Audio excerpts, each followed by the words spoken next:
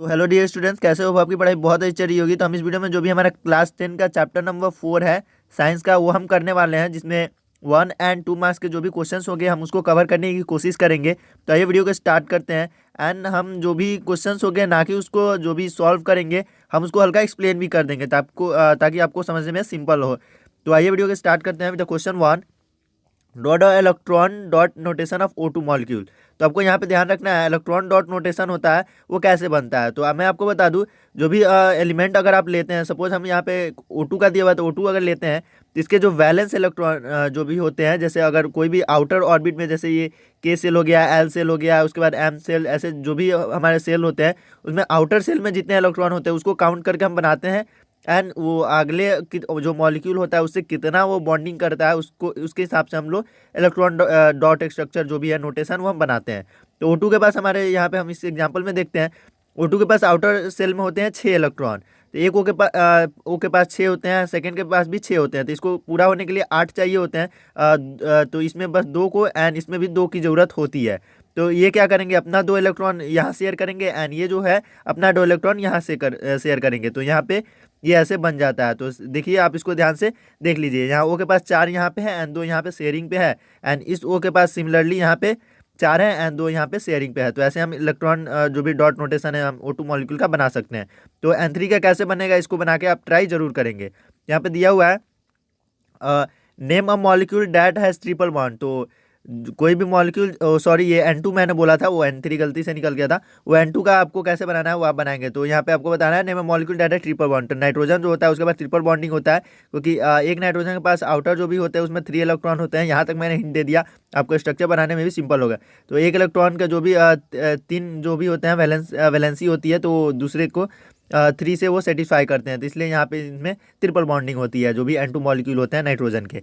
तो हम next question देखते हैं, question number 3। Name the hardest substance which is an allotrope of carbon. तो ये होता है डायमंड। डायमंड जो भी होता है ये बहुत ही हार्ड सब्सटेंस होता है, एंड ये जो होता है एलोट्रोप ऑफ कार्बन होता है। तो एलोट्रोप ऑफ कार्बन का मतलब क्या होता है, अगर आपको पता है तो नीचे कमेंट सेक्शन में आके जरूर बताएंगे।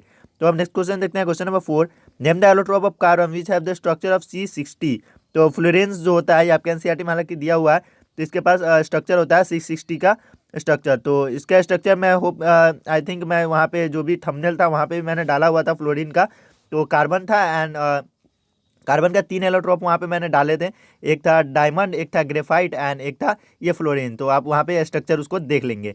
तो मैं क्वेश्चन नंबर 5 दिखाता हूँ। Name the unique ability of carbon to form bond with other atom of carbon. तो इसको हम बोलते हैं कैटिनेशन। कैटिनेशन एक ऐसी प्रॉपर्टी होती है कि एक एलिमेंट का दूसरे एलिमेंट्स के साथ ऐसे बॉन्डिंग वो करते करते लॉन्ग चेन वो बनाते चल जाता है। हालांकि ये सिलिकॉन में भी होती है, बट ये उतनी लंबी नहीं बन पाती है। अगर सिलिकॉन की अगर एक मॉलिक्यूल ले, तो सिलिकॉन यहाँ पे करके सिलिकॉन, एंड ऐसे करके भी सिलिकॉन हम बना सकते हैं। सिलिकॉन की भी बॉन्डिंग होती है, क्योंकि ये भी टेट्रावैलेंट होता है। बट कार्बन की जो होती है कैटिनेशन प्रॉपर्टी सिलिकॉन से कई गुना ज़्यादा होती है, just because of small size.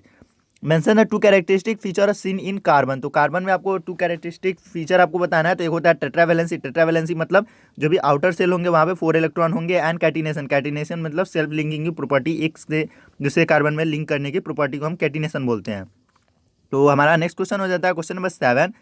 Name the first organic compound synthesize by Wohler. तो वूलर जी ये ऐसे थे जो जिन्होंने पहला ऑर्गेनिक कंपाउंड जो भी था यूरिया।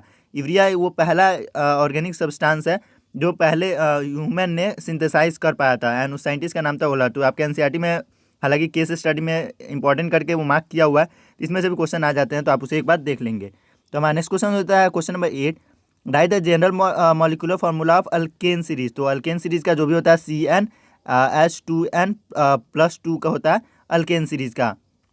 सपोज यहाँ पे C2 अगर लेते हैं तो H कितना हो जाएगा 2n, तो 2 2 जा 4 एंड +2, तो यहाँ पे C2H6 हो जाएगा। अगर आप इसे बनाने की कोशिश करें तो C ऐसे हो जाता है, एंड सब में ऐसे करके हम एक हाइड्रोजन जोड़ देंगे। तो यहाँ पे H H H H फिर H एंड यहाँ पे H। तो यहाँ पे आप देख सकते हैं 1 2 3 4 5 6, यहाँ पे 6 हाइड्रोजन हो चुके हैं एंड 2 कार्बन हो चुके हैं, एंड दोनों के बीच जो भी है सिंगल बॉन्डिंग है। तो नेक्स्ट देखते हैं, question number 9। Right IUPAC name of the following compound. तो IUPAC नेम आपको लिखने के लिए सबसे पहले आपको कार्बन की लॉन्गेस्ट चेन ढूंढनी पड़ती है। तो ये हमारी दिख गई 1 2 3 4 5 6। तो ये 6 है, तो यहाँ पे लिखेंगे हैग्स। एंड यहाँ पे सबसे पहले वाले कार्बन पे क्या है ट्रिपल बॉन्डिंग दी गई तो यहाँ पे 1 लिख देंगे, NYNE लिख देंगे। हेक्सेन हेक्स 1 वाइन हेक्साइन, तो यहाँ पे आप ऐसे भी लिख सकते हैं, बट यहाँ पे 1 को गैप करके भी लिखें तो यहाँ पे आपको क्लास 10 में उतना चलता है, बट इसे आप एक बार देखने की कोशिश जरूर करेंगे। यूट्यूब पे बहुत सारे वीडियोज़ अवेलेबल हैं, तो वहाँ से आप उससे देख लेंगे कैसे हम जो ये जो नेमिंग है ये करते हैं। मैंने तो बता दिया, लॉन्गेस्ट कार्बन चेन को पकड़ेंगे एंड जहाँ पे पहला कार्बन, जैसे ये अगर ट्रिपल बॉन्डिंग यहाँ पे होता तो ये जितने नंबर पे आता, सपोज 3 नंबर पे आता तो 3 लिख के YNE हम लिखते हैं। तो हम मुझे जितना बना मैंने समझा दिया। हालांकि हम नेक्स्ट क्वेश्चन देखते हैं यहाँ पे। Question number 10, identify the functional group present in the following compound. इसमें आपको फंक्शनल ग्रुप खोजना है, तो यहाँ पे CHO ये होता है आपका एल्डिहाइड ग्रुप होता है। तो आप इसका नेमिंग अगर आपको पता है, इसका नेमिंग अगर आप कर सकते हैं तो नीचे कमेंट सेक्शन में आके जरूर बताएंगे। एंड फ्रेंड्स देखिए, चैनल को सब्सक्राइब जरूर कीजिएगा, ताकि जो भी हमने जो है चैप्टर 1 से लेके जो भी हमारा 16 चैप्टर है उसके सारे जो भी सब्जेक्टिव क्वेश्चन है मैंने वहाँ पे रेडी करके डाल दिए हैं। एंड नीचे डिस्क्रिप्शन में अगर आप जाएंगे तो वहाँ पे चैप्टर बाई चैप्टर आपको लिंक मिल जाएगा। वहाँ पे अगर आप क्लिक करेंगे तो डायरेक्ट आपकी जो वीडियो है वो प्ले हो जाएगी, तो वहाँ से जाके एक बार ट्राई जरूर करेंगे। तो हमारा नेक्स्ट क्वेश्चन है question number 11, how many covalent bonds are there in the molecule of ethane. तो इथेन में आपको बताना है कितने कोवैलेंट बॉन्ड होते हैं, तो यहाँ पे 7 होते हैं। तो C1 2 3 4 5 6 7, तो 7 बॉन्डिंग यहाँ पे होती है। हालांकि आपको C2H6 का जो भी स्ट्रक्चर था उसको बना देना था, एंड उसमें ये जो बॉन्डिंग होती है इसको हम लोग कोवैलेंट बॉन्ड बोलते हैं। ये जो हमारी बॉन्डिंग है इसको हम लोग कोवैलेंट बॉन्ड बोलते हैं। तो ये हमारा हो जाता है 7 बॉन्डिंग हो जाता है एक्सक्यूज मी, C2H6 में हमारा 7 बॉन्डिंग हो जाता है। तो हमारा नेक्स्ट क्वेश्चन है क्वेश्चन नंबर जो भी 12, draw the structure of hexanal molecule, तो C5H11CHO। तो इसको आपको कर देना था, CHO जो भी एल्डिहाइड ग्रुप लगा हुआ है तो आपको यहाँ पे बनाना था। तो नेक्स्ट क्वेश्चन देखते हैं क्वेश्चन नंबर 13, तो right the name and the formula of the second member of homologous series having general formula CnH2n। तो यहाँ पे आपको बताना है CnH2n ये किसका होता है, एल्कीन का होता है। तो सेकंड मेंबर क्या हो जाएगा, C3H6 प्रोपीन। तो ये आप देख लेंगे, ये हालांकि CBSE 2015 में पूछा हुआ क्वेश्चन है ये। तो हम नेक्स्ट क्वेश्चन देखते हैं question number 14, right the molecular formula of alkyne containing 10 atom of hydrogen. तो अल्काइन है यहाँ पे, इसका मतलब ट्रिपल बॉन्डिंग होगा। तो अगर C6H10 अगर हम लेते हैं तो यहाँ पे 10 बॉन्डिंग हो जाता है। तो ये कैसे करते हैं, CnH2n-2 होता है, तो इसका फार्मूला होता है ये, आप इसे देख लेंगे। तो अल्काइन का जो भी होता है ये जनरल फार्मूला CnH2n-2 होता है। तो नेक्स्ट देखते हैं question number 15, why is ethanoic acid known as glacial acetic acid. तो जो इथेनोइक एसिड होता है उसको ग्लेशियल एसिटिक एसिड क्यों बोलते हैं, acetic acid freezes at 290 kelvin to form crystal which look like glaciers. So pure ethanoic acid is also known as a glacial acetic acid. तो ये आप देख लेंगे, गिव रीजन में ऐसे क्वेश्चन दिए जा सकते हैं। तो देखिए बच्चों, ये चैप्टर होता है हालांकि बहुत सिंपल होता है। अगर आप NCERT के गो थ्रू कर लेते हैं तो आपको कहीं कोई ज़रूरत नहीं पड़ती है टेंशन लेने की।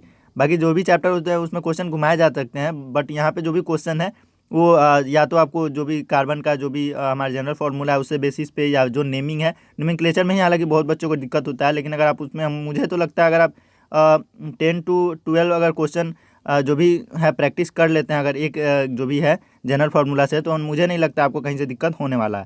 तो हम नेक्स्ट देखते हैं क्वेश्चन नंबर 16 हमारा, which property of ethanol make it suitable for preparing medicine such as tincture, iodine, cough syrup and other tonics. तो ethanol is a good solvent. तो इथेनॉल जो होता है उसमें गुड सॉल्वेंट होता है, इसी के कारण जो भी हमारा जो होता है सिरप, कफ सिरप होता है उसमें अल्कोहल या इथेनॉल की मात्रा दी हुई रहती है। ताकि मैंने आपने भी कभी नोटिस किया होगा, जब आपको खांसी सर्दी लगती है एंड जो भी सिरप हमारा पीते हैं अगर आप कोल्ड सिरप वाला, तो आपको थोड़ी सी नींद आने लगती है, जस्ट बिकॉज उसमें इथेनॉल की मात्रा मिली हुई होती है। हमारा नेक्स्ट क्वेश्चन हो गया question number 17, what is the function of cone H2SO4 in the formation of ethene from ethanol. तो डिहाइड्रेटिंग एजेंट का जो भी इसका फंक्शन होता है ये इसमें होता है। तो ये 1 मार्कर में या फिर 2 मार्कर में भी पूछे जा सकते हैं, तो आप इसे अच्छे से जाके लिख देंगे, ये 1 वर्ड में आंसर दिया हुआ है यहाँ पे। बट क्वेश्चन नंबर 18 देखते हैं, name the alcohol which is an active ingredient of all alcoholic drink. तो ये होता है इथेनॉल और इथाइल अल्कोहल जो होता है ये active ingredient of all alcoholic drink होता है, ये इथेनॉल और इथाइल अल्कोहल। तो इसका फार्मूला अब देख लेंगे, C2H5OH, इस यहाँ पे OH आपको अल्कोहलिक ग्रुप लगा हुआ है। तो नेक्स्ट क्वेश्चन हो गया हमारा question number 19, why 2 of the following compound could belong to the same homologous series. तो C2H6O2 and C2H6O, C3H28 and CH4। तो आपको बताना है इसमें कौन सा जो भी है बिलोंग एक ही सेम होमोलोगस सीरीज से बिलोंग करता है। यहाँ पे CH4O एंड C2H6O। तो जनरल फॉर्मूला CnH2n+2 ये हो जाता है। तो आप इसको अगर आप प्रैक्टिस करते हैं, अगर आप इसे तोड़ के लिखने की कोशिश करेंगे, अगर इसको जो भी स्ट्रक्चर है उसे बनाने की कोशिश करेंगे, तो आपको साफ साफ दिख जाएगा इसमें कौन सा ग्रुप लगा हुआ है। तो नेक्स्ट क्वेश्चन देखते हैं, question number 20। Which are the following molecule is called buckminsterfullerene. तो इसमें बताना है आपको कौन सा बकमिनिस्टर फ्लोरेंस कहा जाता है। जो होता है C60 होता है, ये यहाँ पे दिया हुआ है C60, यहाँ पे आंसर हो गया हमारा। ये बकमिनिस्टर फ्लोरेंस का स्ट्रक्चर होता है। तो आपका उसका स्ट्रक्चर आप गूगल पे सर्च करेंगे तो वो आ जाएगा। बहुत ही जो भी कॉम्प्लिकेटेड स्ट्रक्चर उसका होता है, वो एक राउंड फुटबॉल की तरह आई थिंक। तो अब नेक्स्ट देखते हैं question number 21। Name the gas evolve when the sodium carbonate and the bicarbonate is added to ethanoic acid. तो अगर हम सोडियम कार्बोनेट एंड बाइकार्बोनेट को अगर हम इथेनॉइक एसिड में डालते हैं तो कार्बन डाइऑक्साइड गैस का इमिशन होता है। तो ये आपके एनसीईआरटी में भी दी हुई है चीज़ें। तो नेक्स्ट क्वेश्चन हो गया हमारा question number 22। Among CH4, C2H6 and C4H10 which is accepted to show isomerism. तो आपको बताना है इसमें से कौन सी जो भी होगी वो आइसोमेरिज्म शो करेगी। तो C4H10 जो है ये आइसोमेरिज्म शो करती है, क्योंकि अगर जहाँ पे 4 कार्बन के मॉलिक्यूल आ जाते हैं तो उसमें जो हाइड्रोजन होते हैं उसके पास चांसेस बढ़ जाते हैं कि वो कहाँ पे जाके उसमें अटैच करेगा। तो वहाँ पे हमारे जो भी है आइसोमेरिज्म की जो भी स्ट्रक्चरल डिफरेंस की जो आती है संभावना, वो बढ़ जाती है। तो क्वेश्चन नंबर 23 हमारा हो गया। Right a structure formula of a saturated hydrocarbon which molecule contain 3 atom of carbon. तो C3H8 हो जाएगा हमारा structure formula of a saturated hydrocarbon. तो सैचुरेटेड हाइड्रोकार्बन का भी आपके एनसीईआरटी में जिक्र दिया हुआ है, तो वहाँ पे देख लेंगे सैचुरेटेड एंड अनसैचुरेटेड में क्या फ़र्क होता है। तो क्वेश्चन नंबर 24 हो गया हमारा। A natural organic compound is formed with some ethanoic acid and a little cone H2SO4. Vapors having sweet smell or fruity smell are absorbed. Identify the functional group present in the organic compound. तो ये हमारा Easter जो भी है, Easter का आपको formula यहाँ पे लिख देना है। C double bond O and O करके ऐसे यहाँ पे जो भी बॉन्डिंग होती है वो लंबी चली जाती है। तो हम देखते हैं question number 25। Name the oxidising agent which can oxidise ethanol to ethanoic acid. तो हमारा है अल्केन potassium permanganate KMnO4 and KOH, और एसिडिफाइड पोटेशियम डाइक्रोमेट जो भी K2Cr2O7 एंड H2SO4 की प्रेजेंस में ये एज ए कैटलिस्ट लिया जाता है। तो अगर आप एक भी लिख देते हैं, यहाँ पे और लगा के लिखा हुआ है, आप दोनों में से कोई एक लिख देंगे तो आपका आंसर सही हो जाएगा। तो आप इसे एग्जाम में ध्यान रखेंगे। तो क्वेश्चन नंबर 26 हो जाता है। Right the formula and the name of the next homology of CH3COCH3। तो यहाँ पे हमारा हो जाएगा इसका नेम ब्यूटेनॉन। तो ये हमारा यहाँ पे जो भी दिया हुआ है CH3 CH2 CO and CH3 हमारा आंसर हो जाएगा। तो नेक्स्ट क्वेश्चन हो गया हमारा question number 27। Why do alkyne burn with a blue flame. तो अल्कीन ब्लू फ्लेम के साथ क्यों जलता है। तो मैं आपको बता दूँ, alkyne generally burn with a blue flame on a clean flame. जो भी ब्लू फ्लेम होता है जो उसे क्लीन फ्लेम भी कहते हैं, जस्ट बिकॉज आपके घर में जो LPG आती है या जिस पे आपके मम्मी जो खाना कुक करती है वो ब्लू कलर की क्यों जलती है, जस्ट बिकॉज वो क्लीन फ्लेम की तरह काम करता है। क्योंकि जितने भी अगर इग्निशन की जो भी प्रोसेस है, अगर 100% वो एक्यूरेट हो रही है तो जो भी फ्लेम निकलता है वो ब्लू होता है। इसलिए यहाँ पे भी ब्लू फ्लेम आता है एंड आपके जो भी किचन है वहाँ पे भी ब्लू फ्लेम ही आता है। Because the combustion is complete and no unburned carbon particle is release. तो यहाँ पे आपका ये आंसर हो जाएगा। ये हालांकि बहुत इंपॉर्टेंट क्वेश्चन हो जाता है, क्योंकि ये डेली लाइफ से रिलेटेड है। मैं हमेशा कहता हूँ अगर डेली लाइफ से अगर कोई क्वेश्चन है तो उसका 100% चांसेस हो जाते हैं कि वो एग्जाम में पूछे जाएंगे। तो नेक्स्ट क्वेश्चन हो गया question number 28। Draw the structure of the unsaturated cyclic compound having 6 carbon atom, also draw it electron dot structure cyclohexane.